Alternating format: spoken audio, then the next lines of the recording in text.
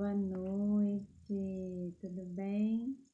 Sejam todas muito bem-vindas. Muito bom ter vocês aqui. Boa noite. Que bom, muito bom. Hoje a gente vai falar um pouquinho sobre pressa e sobre modelos de comportamento dos adultos que podem, de repente, comprometer ou trazer alguma consequência aí no comportamento das crianças. Legal ver você aqui, todas vocês. Vai deixando aí as perguntas, eu vou respondendo na medida do possível, tá bom? Então vamos lá.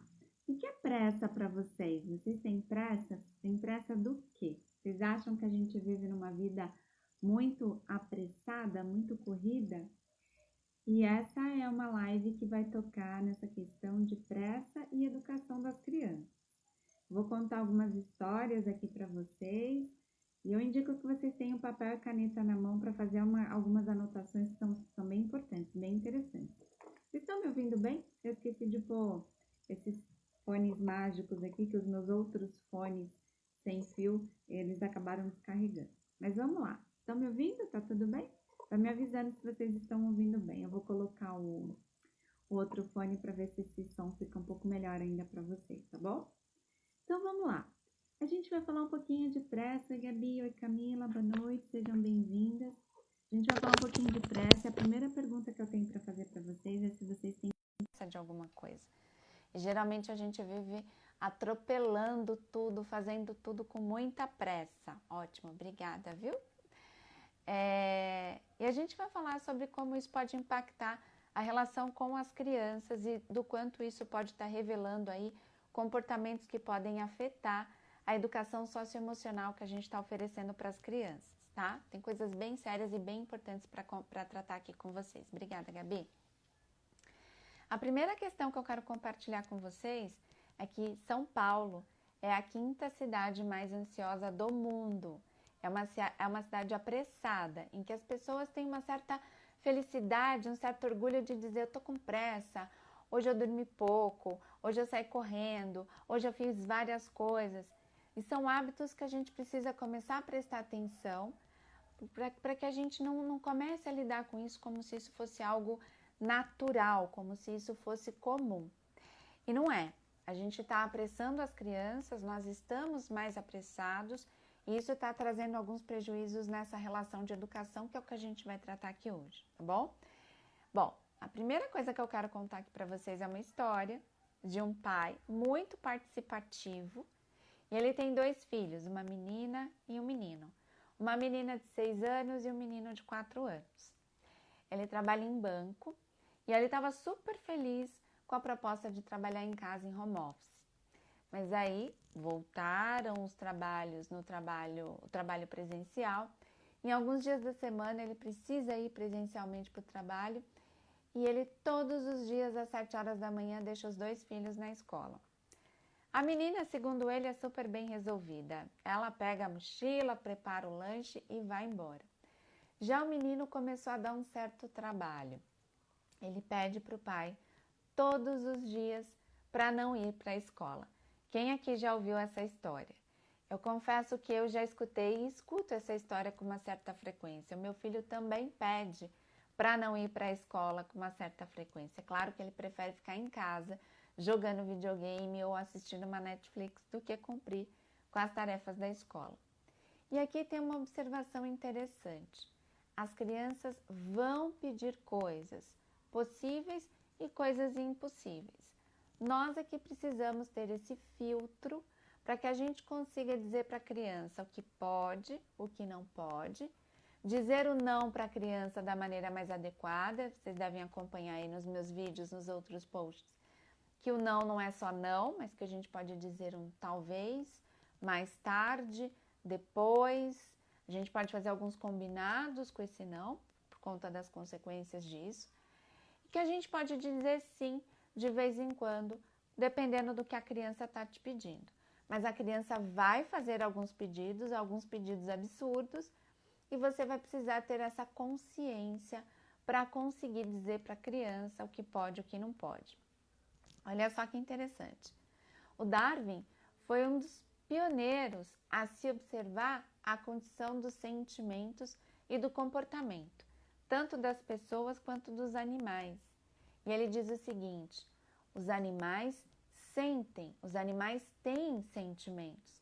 E eles se comunicam com o mundo também através dos sentimentos. E é claro que ele vai dizer que nós, seres humanos, também nos comunicamos através dos sentimentos. E aqui tem uma condição muito importante que é: toda vez que você tenta dizer alguma coisa, ou que a criança está tentando dizer alguma coisa para o adulto, que ela não tem as ferramentas adequadas, e ela chora, ou ela faz a tal da birra, ou ela tem ali uma certa angústia em dizer o que ela precisa, ela está tentando se comunicar com o adulto. E toda vez que o adulto, com pressa, de repente finge que não escutou, ou não considera o que a criança está dizendo, o adulto está quebrando uma possibilidade de se comunicar com essa criança. Ele está suprimindo, ele está oprimindo essa criança, dizendo para ela: olha, o que você está sentindo é besteira, eu estou com pressa, eu preciso ir trabalhar, preciso te deixar na escola e não estou com tempo para te escutar, não. E a gente está ensinando uma série de questões bastante sérias para a criança com relação a empatia, resiliência, relacionamento com as pessoas, a fazer esse mapeamento dos meus sentimentos, porque se eu estou sentindo alguma coisa, eu estou tentando te dizer, e você que é o adulto não está me dando a devida importância, talvez isso seja realmente besteira, talvez eu não deva sentir o que eu estou sentindo, ou eu não devo comunicar aquilo que eu estou sentindo. Vocês conseguem entender o quanto isso é complexo e quais as mensagens que a gente pode estar passando para a criança com a pressa, não considerando o que ela está tentando dizer para a gente? Diz aí para mim se faz sentido. Boa noite, Célia. Boa noite aqui quem está chegando, tá? Muito bem. Esse pai deixa o filho na escola e nós vamos para duas cenas importantes. A primeira cena ele vai dizendo: pai, eu não quero ir para a escola é chata, eu quero a chupeta. E aí o pai com pressa pega a criança, desce do carro e diz: olha, preciso ir trabalhar, mais tarde a gente se fala. E a escola também, numa abordagem um tanto quanto agressiva, pega a criança abruptamente, leva a criança para dentro da escola. E esse pai vai com o coração tremendamente partido para o trabalho. Quem aqui já viu alguma cena como essa? Eu já vi. E é claro que essa não é a melhor maneira de se tirar uma criança, de convencer uma criança a entrar na escola. Então, durante as nossas sessões, o primeiro passo é: bom, Sônia, estamos na porta da escola e ele começa a chorar porque ele não quer entrar, ele está fazendo birra. O que a gente faz com essa criança em birra? A primeira coisa que você precisa entender é que a birra é uma maneira de comunicação da criança e que ela vai ali de uma maneira estressada, porque o cérebro dela está colapsado, está completamente confuso, dizer que ela não quer fazer aquilo que o adulto mandou ela fazer. Então não adianta você dizer para a criança que mais tarde o papai vem te buscar, que mais tarde o papai precisa ir trabalhar, que mais tarde... Não, nada disso vai fazer sentido para a criança. É como se você se comparasse, faz uma comparação. Se você estiver estressado, se você estiver com raiva, se você estiver no trânsito, se você estiver com muita pressa, muito preocupado com alguma coisa, as pessoas vão falar coisas para você e isso não vai fazer tanto sentido. Você pode às vezes nem ouvir o que te disseram, tamanho é o estresse que você está vivendo ali naquele momento. É assim com a criança no momento da birra, ela está estressada. Então, para que as coisas funcionem, você precisa primeiro acalmar a criança. Você precisa equilibrar as condições emocionais dela para que você consiga dar um próximo passo. Exatamente, isso mesmo. Tentar entender esse ponto de vista da criança para a gente agir de uma maneira mais assertiva. E eu vou explicar aqui para vocês como é que de repente a gente possa tratar disso de uma maneira preventiva. Isso mesmo, tá certinho. Então a primeira coisa, a criança já está em birra, ela já está estressada. O que eu preciso fazer? Vou tranquilizar a criança. A maneira mais fácil de você tranquilizar uma criança é abraçando ela. Ofereça um abraço para a criança. Deixa o papai te abraçar. Deixa o papai te abraçar um pouquinho. E você vai abraçar a criança ali por alguns minutos. Esse movimento do abraço ajuda a criança e o adulto a liberar ocitocina, que é o hormônio do prazer e da felicidade. Isso vai ajudar a criança a se sentir acolhida, protegida, tranquilizada. E você pode imediatamente oferecer um copo de água para a criança. Porque quando ela para engolir a água, ela consequentemente vai respirar de uma maneira diferente. E isso vai fazer com que o cérebro dela se equilibre, dando oportunidade para que de repente vocês conversem sobre o que é necessário. Acalmou a criança? Você pode ali pegar a mochila, pegar a lancheira, ir entrando com ela na escola ou ir conversando com ela do que vocês podem fazer mais tarde, mas nunca colocar a criança à força na escola, nunca colocar a criança subitamente de uma maneira violenta e agressiva na escola. Isso só vai traumatizar todas as partes envolvidas. Faz sentido isso para vocês? Vai comentando aqui, tá? Agora, o que vocês colocaram aqui? A gente precisa se colocar no lugar da criança e nós podemos também agir mais preventivamente. Como é que a gente vai fazer isso? Os pais precisam estar 100% do tempo, o máximo possível, ativos e observadores no comportamento da criança. É importante ter papel e caneta às vezes, para que você possa anotar alguns comportamentos e que você possa pensar em possíveis soluções. Então, aqui, para essa história que eu contei para vocês, o pai está no carro com a criança e a criança começa a chorar, dizendo que não quer ir para a escola. Tá, muito bem. O que eu vou fazer? A primeira reação e a mais comum dos pais é começar a passar o que a gente chama de sermão. O que é o sermão? Mas olha, você tem que ir para a escola, o pai tem que trabalhar, mais tarde o pai te pega, na escola é muito legal. E nada disso vai fazer sentido para a criança. E quem tiver papel e caneta, anote. Isso não só funciona com criança, mas isso funciona também com os adultos. Ao invés de você tentar convencer a criança com o sermão, explicando racionalmente por que ela precisa ir para a escola, você precisa ludicamente ir estimulando o raciocínio da criança. E como que você vai fazer isso? Fazendo perguntas. Mas não é qualquer pergunta. Você precisa elaborar perguntas mais específicas, direcionando a criança para que ela pense a respeito daquilo que você quer que ela pense, a respeito do que está sendo colocado em pauta. Então vamos lá, vamos ver se vocês me ajudam. Eu estou com uma criança no carro e essa criança está dizendo que não quer ir para a escola. Ele tem só 4 anos de idade. Que tipo de pergunta você pode fazer para essa criança para ela começar a entender que, opa, hoje é dia de ir para a escola. Então, a minha primeira sugestão é, pergunte para a criança, que dia é hoje? E ela vai dizer, é terça-feira, é quarta-feira, muito bem. Terça-feira é dia de quê? E é claro que a criança pode tentar te driblar, dizendo, hoje é dia de ficar em casa, hoje é dia de Netflix. E aí é importante que você esteja atento para ter um bom humor, para conseguir conduzir isso também de uma maneira divertida, tá? Jura? Quarta-feira é dia de Netflix? Achei que dia de Netflix fosse sábado, achei que o dia de ficar em casa fosse domingo. Será mesmo que quarta-feira é dia? E vai brincando com a criança, levando ela ludicamente para uma reflexão sobre aquilo que ela está pedindo. E aí começa. Olha, mas que roupa que você está usando? Eles já estão no carro. Eu tô com uniforme. A sua irmã está de uniforme. E isso é roupa de quê? É roupa de ir para a escola, não é? A criança vai respondendo. E aí, que você trouxe lancheira? Por que você trouxe lancheira hoje? Eu trouxe lancheira para o intervalo. Também da escola. Nossa, esse trânsito tá tão terrível hoje que nem tá parecendo o trânsito de sábado ou de domingo. Ou seja, você vai ajudando a criança a fazer uma leitura do mundo, a entender que hoje é dia de trabalho e todo mundo está indo trabalhar. E aqui em casa também não vai ser diferente. eu também vou trabalhar, você também vai trabalhar.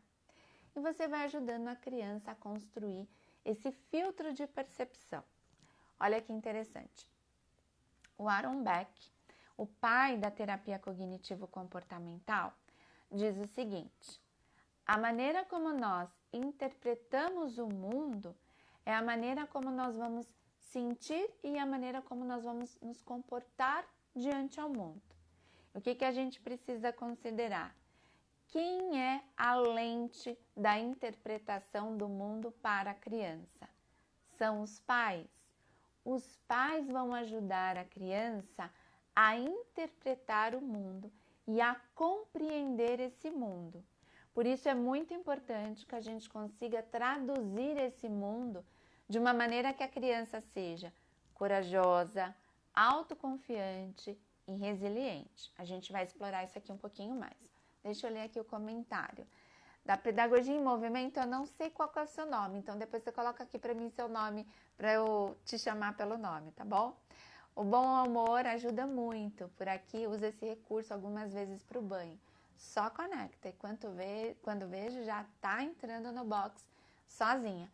Perfeito, é isso. A gente precisa trazer essa pitada de bom humor para o nosso dia a dia, para a gente conseguir trazer essa leveza para a criança. Marielza, é isso? Marielza? Muito bom, Marielza, obrigada. A gente vai convencendo a criança a fazer aquilo que é necessário, mas de uma maneira prazerosa, de uma maneira leve. Só que para isso, como é que eu vou ensinar a questão da habilidade socioemocional ou a inteligência emocional para a criança? Se eu, adulto, não desenvolver essa inteligência emocional em mim, né? Então é muito importante, parece um detalhe simples, mas acordar todo dia mais cedo, com um tempo a mais, para você conseguir fazer as coisas com um pouco mais de calma, pode evitar que você faça as coisas de maneira atropelada e que você, inclusive, exija isso do seu filho, que ele também faça as coisas de maneira atropelada. Como eu disse aqui no início, quando você não dá importância porque a criança está dizendo o que ela está sentindo, você está ensinando a ela não considerar empaticamente o que o mundo está dizendo, o que as outras pessoas estão dizendo, e a ela mesma não considerar aquilo que ela está sentindo. Então é muito mais profundo do que só não ouvir a criança e agir com praticidade. A gente está ensinando a criança a se relacionar com o mundo, a gente está ensinando a criança a se comportar diante aos eventos e às pessoas. E isso pode se tornar um padrão de comportamento, tanto para a adolescência quanto para a vida adulta. Então, nós somos referências, nós somos modelo para essas crianças e a gente não pode esquecer disso, tá? Bom, vamos lá.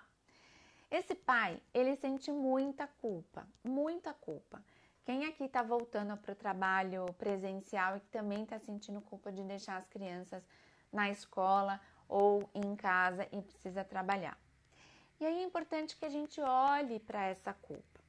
A culpa é um sentimento que você precisa se perguntar: tá ajudando eu sentir essa culpa? Faz sentido eu sentir essa culpa? Nós fizemos esse exercício aqui no meu atendimento. Peraí, você precisa trabalhar, seu filho precisa ir para a escola. A vida é assim, pronto, acabou. Não tem como a gente mudar. Então, o porquê da culpa?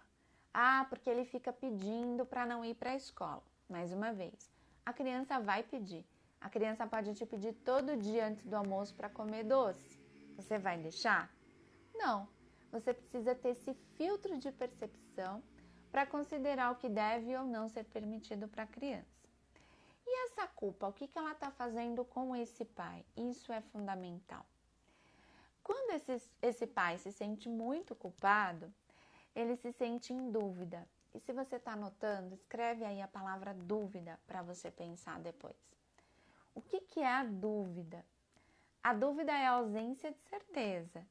E se eu tenho ausência de certeza, eu estou titubeante, eu não estou segura. E se eu não estou segura, eu consequentemente não estou passando isso para a criança. E se a criança não está querendo entrar na escola, eu estou com culpa e estou com dúvida, a criança também vai se sentir em dúvida. Então, o adulto precisa olhar para essa culpa e precisa se perguntar: por que eu estou me sentindo culpado? Isso faz sentido? Isso não vai fazer sentido, isso não vai te ajudar a educar melhor o teu filho e não vai ajudar você a alimentar um sentimento que te deixe positivo suficientemente para você ir para o teu trabalho, tranquilo, e poder fazer o seu trabalho da melhor maneira possível. Então, a culpa, ela não te ajuda. Você precisa ser responsável pela educação do seu filho e você precisa encontrar uma maneira de melhorar essa dinâmica de entrega da criança na escola. Mas você não pode alimentar essa culpa, porque essa culpa não vai ajudar. Sentimento é abstrato, é uma coisa que a gente sente, mas a gente não tem isso concreto. E a criança percebe isso no comportamento do adulto.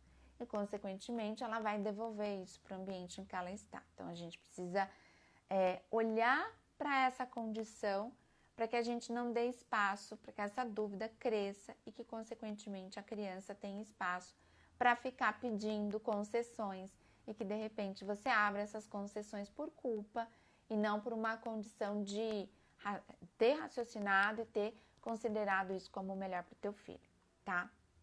Vamos pensar em uma outra possibilidade aí para essa pessoa. E ele trouxe essa possibilidade para a sessão, disse: Sônia, eu até pensei em parar de levar o meu filho na escola esse ano. O que vocês acham dessa possibilidade? Olha, meu filho está pedindo, ele diz que ele não quer ir para a escola e de repente eu abro uma concessão. E essa palavra também é muito importante para quem estiver anotando, que é consistência. A gente precisa ser consistente com aquilo que você determina na educação dos seus filhos. E toda vez que você abrir uma concessão, você está deixando de ser consistente. E aí eu gostaria que vocês pensassem: permitindo que o meu filho não vá para a escola hoje, o que eu estou ensinando ele a curto e a longo prazo? Quem puder, coloca aqui para mim. Vamos lá. A firmeza é essencial e saber que a frustração existe é importante para o amadurecimento da criança. Pode ajudar nesse sentido. Perfeito. Perfeito, Mari. Por quê? Exatamente. Quando a gente não tem consistência, não tem firmeza daquilo que a gente está fazendo com a criança, a gente está deixando de ensinar uma das competências mais raras de se encontrar hoje com crianças, adolescentes e adultos, inclusive recém-chegados no mercado de trabalho. É a bendita da resiliência, né? Se eu deixo de levar o meu filho para a escola, o que eu estou ensinando para ele? Primeiro, eu estou ensinando que ele pede e o que ele pede é atendido. E aí a gente tem um caminho aí para uma criança mimada, né? Tudo que eu peço, as pessoas me atendem. Esse é um ponto importante. O outro ponto é, eu não estou ensinando a resiliência para a criança de, olha, hoje eu não estou muito afim de ir para a escola, mas hoje é dia de aula, então você vai. Você não está doente, você não precisa usar essa expressão com a criança, senão você dá pistas para ela, né? Mas a criança não está doente, não tem nenhum evento tão importante assim, mais importante do que a escola, você vai para a escola, porque é seu compromisso, é nossa responsabilidade.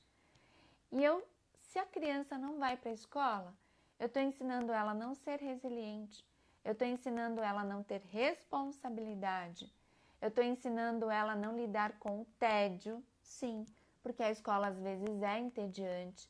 Eu estou ensinando uma série de valores que podem moldar o caráter dessa criança a longo prazo, de uma maneira em que ela vá deixando aquilo que é importante para fazer depois. Será que isso é positivo? Não, isso não é positivo nem para a criança e nem para os pais. Porque assim como ela pode deixar de ir para a escola, ela pode deixar também de fazer coisas mais importantes na vida adulta. Tá fazendo sentido isso para vocês? Vai comentando aqui pra gente, por favor, tá? Eu quero contar aqui uma outra historinha aqui para vocês, né? E eu chamo de histórias divinas, são histórias do meu filho. Eu tenho que falar baixo porque se ele escutar, ele detesta que eu fico contando as histórias dele. Mas eu quero compartilhar aqui com vocês um exemplo, né? Do quanto a gente precisa se colocar no lugar da criança e que às vezes eu sinto falta dos adultos terem esse filtro perceptivo, terem essa maturidade, essa capacidade de compreensão, de se colocar no lugar da criança mesmo, né? Então, meu filho ele tem 12 anos e a aula dele começa às 7 horas da manhã, presencial. A escola é muito pertinho de casa, mas para a gente não ter problemas com pressa, porque ele acorda todo manhoso, com preguiça e não quer levantar, e você pode dizer, ai, Sônia, então Vinícius, ele é preguiçoso? Todo mundo é um pouco preguiçoso na hora que acorda, e um adolescente é um pouco mais preguiçoso. A adolescência é uma fase que exige uma quantidade maior de sono. Eles tendem a dormir mais na adolescência. Está em fase de crescimento, o meu está mais alto que eu, calça 42, então ele está em pleno crescimento. E, consequentemente, ele tem uma necessidade maior de sono. Ele dorme cedo, mas há uma necessidade de dormir até um pouco mais tarde. Muito bem. É importante que você faça a pesquisa sobre a fase de desenvolvimento do teu filho para você ampliar essa capacidade de compreensão. Poxa, meu filho, ele é adolescente. Ai, meu filho está reclamando. Ele vai reclamar mesmo. E quem que é o adulto da história? A adulta sou eu. Então, quem que deve ser o suporte dessa reclamação? Quem deve buscar ferramentas para lidar com a reclamação do meu filho todo dia de manhã? Sou eu, não é ele. Eu preciso ensinar a ele a como lidar com a lentidão, com o mau humor, com a preguiça que ele tem de manhã. Mas eu preciso ampliar esse meu filtro perceptivo para conseguir me conectar com ele dessa maneira mais empática. Muito bem. Ele está lá preguiçoso para acordar. Primeiro recado que eu tenho para dar para vocês é: nunca deixem para acordar em cima da hora. Isso apressa você, apressa a criança, traz um dinamismo atropelado, isso traz estresse e aí a gente tem uma fórmula fantástica para não escutar o que a criança está dizendo, para sair correndo, para sair fazendo as coisas de qualquer jeito, para não bater um papinho gostoso com seu filho no caminho. E aí você pode estar, de repente, perdendo ótimas oportunidades de conexão com seu filho por causa de 10, 15 minutos de sono. Então, fica aqui uma dica importante para todos vocês, tá? E aí ele sai se arrastando, ele vai tomar banho, ele toma café com uma certa lentidão. E tudo isso eu já observei, já sei que de manhã ele não tá para muito papo e respeito esse ritmo, esse momento dele. Ele reclama e ele pede para não ir para a escola também. E vamos embora, vamos para a escola, preciso estudar, tá acabando o semestre, força, vamos lá. E aí, quando a gente passa pela portaria do nosso prédio, eu sempre cumprimento, né, o porteiro. Bom dia!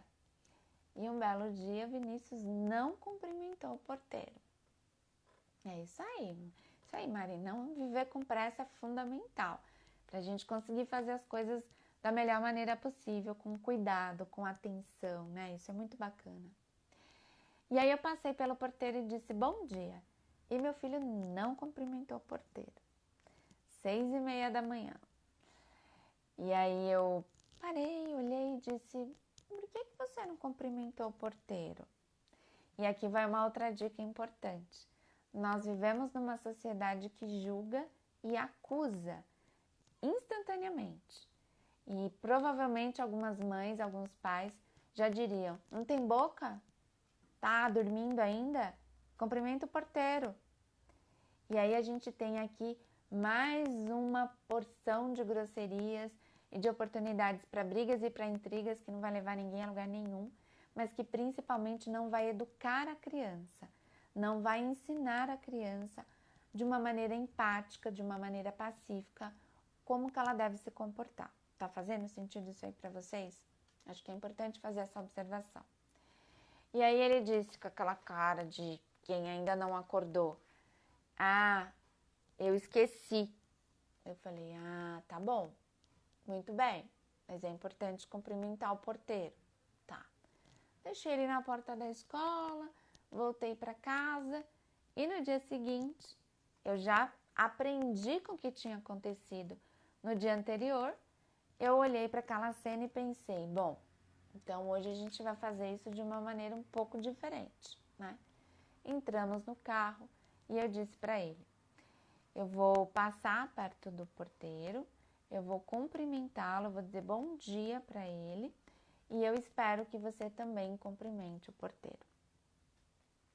Ou seja, eu agi preventivamente, eu preparo a criança para aquilo que eu espero e eu digo para ele como que ele deve se comportar antes do evento. Eu preparo a criança para que ela haja antes do acontecimento do evento.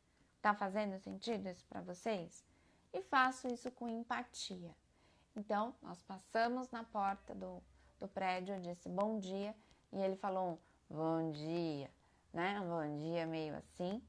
E é muito importante que depois disso a gente também consiga dizer para a criança por que é importante dizer bom dia para as pessoas. Por que é importante cumprimentar as pessoas? O porteiro está ali trabalhando, cumprimentando, observando a portaria e nós estamos passando. É nossa obrigação sermos educados com as pessoas. E aí vai uma observação muito importante que eu quero compartilhar com vocês. Quando a gente fala de pressa com os adultos, a gente precisa considerar que os adultos também têm pressa para enxergar os resultados na educação dos filhos. Às vezes eu escuto mães e pais dizerem o seguinte, Sônia, mas eu já falei e não mudou. Aí a gente precisa passar para um outro nível. Se você já falou e não mudou, a gente precisa mudar alguns comportamentos. Mas às vezes, na maioria das vezes, essa mudança ela demanda tempo. Ela precisa de tempo para acontecer. E os adultos, eu percebo os pais e as mães sem muita paciência para esperar esse processo educativo acontecer. A criança precisa compreender o que precisa ser feito, ela precisa ensaiar e ela precisa experimentar isso. Isso não acontece de uma hora para outra. E aquilo que você está ensinando para o seu filho com relação a valores, a comportamento, a cultura, a criança precisa de tempo para ir assimilando. E ela vai repetir isso nos momentos oportunos. E às vezes o adulto quer que as coisas aconteçam imediatamente. E essa é uma condição que mães e pais precisam estar verificando para quê? Para que, de repente, a minha ansiedade esteja deixando essa criança ansiosa e atropelando esses processos educacionais importantes para o desenvolvimento dela. Faz sentido isso que eu estou falando para vocês? Tá? Tenho trabalhado isso com a minha pequena de 3 aninhos sobre dar tchau. Sei que ainda é pequena e às vezes é a dificuldade de perceber em diversas situações ao mesmo tempo. Sim, Mari, perfeito. Então, é importante que a gente tenha consistência e que a gente não tenha essa vontade, né? Essa necessidade de que a criança responda de imediato. Ela está entendendo, ela só tem 3 aninhos. Toda vez dá tchau, você vai estimulando, estimulando, estimulando. A criança vai respondendo a esses estímulos, só que no momento dela. Tudo bem, Dri? Você quer participar aqui comigo? Quer trazer seu depoimento? Eu já coloco você comigo, tá bom? Então, vamos lá. Eu trouxe para vocês alguns autores, alguns pesquisadores muito importantes no Brasil. Eles chamam Renato e Marina Caminha. Eles são especialistas em desenvolvimento do comportamento da criança e do adolescente. E eles são pioneiros também nas condições da educação socioemocional aqui no Brasil.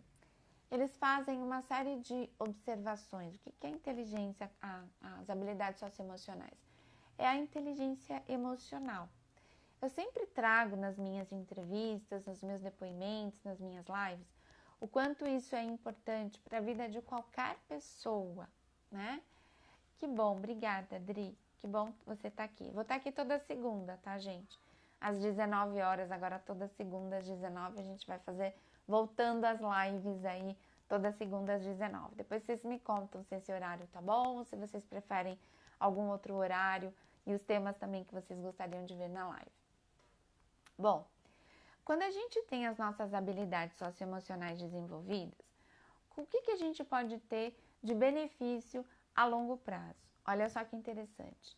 80% das demissões, elas são causadas por questões comportamentais. 80% das demissões acontecem por questões comportamentais. O que isso significa? Que a competência técnica, a maioria dos profissionais tem, mas eles acabam sendo demitidos por questões comportamentais. E aonde é que eles aprendem a se comportar? É na escola? O Renato e a Marina fazem esse comentário aqui nas pesquisas deles, dizendo o seguinte: a questão do desenvolvimento das habilidades sociais nas escolas ainda é um projeto quase que visionário. Algumas escolas já estão implantando, mas tudo ainda de uma maneira um pouco amadora. A inteligência emocional ela é desenvolvida em casa e principalmente com o exemplo que os pais podem dar às crianças. Por isso, educar se tornou tão desafiador, porque nós adotamos um ritmo tão apressado, tão atropelado de viver, que a gente acredita que a educação dos filhos elas vão acontecer por osmose. Esse é um pensamento que os nossos pais traziam há 50, 40 anos atrás, em que um filho, o filho mais velho, cuidava dos filhos mais novos. Há 40 anos atrás, os casais tinham 12, 13, 4, 5, 6 filhos e o mais velho cuidava dos mais novos. Os filhos eram criados. Hoje os filhos são educados. As necessidades são outras. O mundo se transformou e os pais não podem mais educar os filhos como se educavam há 50, 40 anos atrás. Não sei se isso faz sentido para vocês, mas não faz mais sentido a gente continuar educando as crianças como elas eram educadas há 40 anos atrás. No Brasil, um pouco mais de 30 anos, existe o Estatuto da Criança e do Adolescente, que preserva os direitos da criança e do adolescente e que critica principalmente as formas mais antiquadas de educação, como a palmada. Isso, na verdade, é crime hoje. Existem leis que protegem a criança da violência doméstica. E isso não é educar uma criança para uma vida social equilibrada, tratando a sociedade dessa forma, de uma maneira mais violenta, mais agressiva. Então, como que eu vou construir isso dentro da minha casa? Prestando atenção em pequenos movimentos que vão demonstrar para a criança que eu sou um adulto atento, que eu sou um adulto sensível, que eu estou considerando o que ela está dizendo, mas que eu, como adulto, também sei o que eu estou fazendo. E essa é uma dica de ouro. As crianças sentem e percebem a insegurança dos pais. E as crianças sentem e percebem quando os pais estão inseguros com relação àquilo que eles estão dizendo para a criança. O que isso significa? Que você precisa ter consistência no que você está fazendo, que você precisa ter firmeza no que você está fazendo, que você precisa saber o que você está fazendo. Pergunta aqui para vocês. O que é educar bem uma criança nos dias de hoje? Quem sabe me dizer? Já que nós estamos num ambiente tão desafiador, tão inovador, o que é educar bem uma criança? Quem consegue me responder? Como é que é? Como é que eu posso, Sônia, dizer que eu estou preparando Vinícius para a vida, para o futuro, para essa sociedade tão apressada, com tantos desafios, com tanta competitividade? Como é que a gente está preparando os nossos filhos para o mundo? Quem aqui arrisca dizer o que é a resposta para uma educação ideal? Como é que eu respondo isso? Eu vou ver aqui quem é que consegue, de repente, trazer algum palpite. Bom, quais são os benefícios que a gente pode ter desenvolvendo, cuidando das habilidades socioemocionais das crianças? Olha só. Se você tiver a sensibilidade de escutar teu filho, de se conectar com a criança, de explicar para a criança de maneira assertiva o que é adequado, o que é inadequado, como ela precisa se comportar diante de alguns ambientes, como lidar com a tristeza, com a raiva, com o nojo, com o medo, com sentimentos universais, você pode estar evitando que o teu filho desenvolva transtornos de personalidade, transtornos de ansiedade na adolescência e na vida adulta. Quando você ajuda o seu filho a cuidar das habilidades socioemocionais, você está investindo na saúde mental do seu filho, naquilo que é básico para o seu filho lidar com a sociedade, conviver em sociedade. Vamos lá, Mari. A Mari respondeu que para ela ensinar a lidar com as frustrações e saber olhar para os próprios sentimentos, percebendo como funciona e buscando ter as melhores atitudes a partir disso. Muito bom, Mari, fantástico. O Darwin traz uma proposta que condiz aqui com a sua resposta. Segundo Darwin, nós só estamos aqui na face da Terra porque nós desenvolvemos a nossa capacidade de adaptação, né? Que é o que você está dizendo aqui. Nós precisamos ter maturidade para lidar com as frustrações, nós precisamos olhar e identificar os próprios sentimentos e a gente precisa se adequar a esse mundo. Resumindo, preparar uma criança para viver em sociedade é o coração de uma educação pautada nas habilidades socioemocionais, uma educação que de fato prepare a criança para viver em sociedade, para lidar com os desafios da sociedade. Olha só o que o Renato e a Marina Caminha disseram sobre as habilidades socioemocionais, que ainda, atualmente, vem se tratando como um assunto de vanguarda. A educação socioemocional, ela tem se mostrado uma poderosa ferramenta de transformação social. Isso não só para as crianças, mas também para os adultos. Eu atendo muitos adultos com muitas dificuldades em identificar os próprios sentimentos. O que é alegria, o que é tristeza, o que é decepção, o que é frustração. Então, os adultos também estão descobrindo as habilidades socioemocionais, né? E a gente vem desenvolvendo esses adultos de empatia, fundamental, altruístas, ou seja, qual é o meu poder de transformação no mundo? O que eu posso fazer para esse mundo ser um lugar melhor para a gente viver? Colaborativos, ou seja, sou parte desse mundo. E a gente está entrando numa era, vou indicar aqui um livro para vocês, chama-se O Novo Poder, fantástico. E ele faz uma série de provocações sobre pessoas competitivas e pessoas colaborativas. E essa nova geração é uma geração mais colaborativa. Nós vivemos nesse mundo para compartilhar e para colaborar uns com os outros. Então, trazer essas reflexões são fundamentais para a criança e de compaixão, com a nossa capacidade de se colocar no lugar do outro. Atributos estes altamente fornecedores de uma socialização saudável, né? Humana e que visa desenvolver respeito, solidariedade, tolerância entre os grupos e suas configurações sociais. Essas são as considerações do Renato e da Marina Caminha, pioneiros na terapia cognitivo-comportamental do Brasil e pesquisadores aí na área da infância e da adolescência. Bom, é isso. A pressa pode trazer uma série de prejuízos e eu espero que vocês tenham conseguido fazer algumas reflexões importantes sobre o quanto a pressa pode danificar as nossas condições de respeito, de empatia e de solidariedade, começando com quem? Com a criança que tem dentro da nossa casa.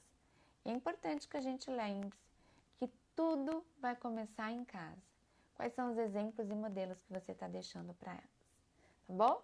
Eu espero vocês na próxima segunda, às 19 horas, com sugestões de pauta, com as questões, com as perguntas de vocês.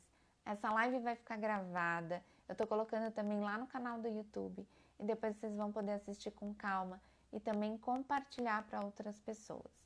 Vai ser toda segunda às 19, então eu estou esperando vocês aqui na próxima segunda. Muito obrigada por vocês estarem aqui participando. Foi um prazer enorme compartilhar esse espaço com vocês. Beijo grande. Até!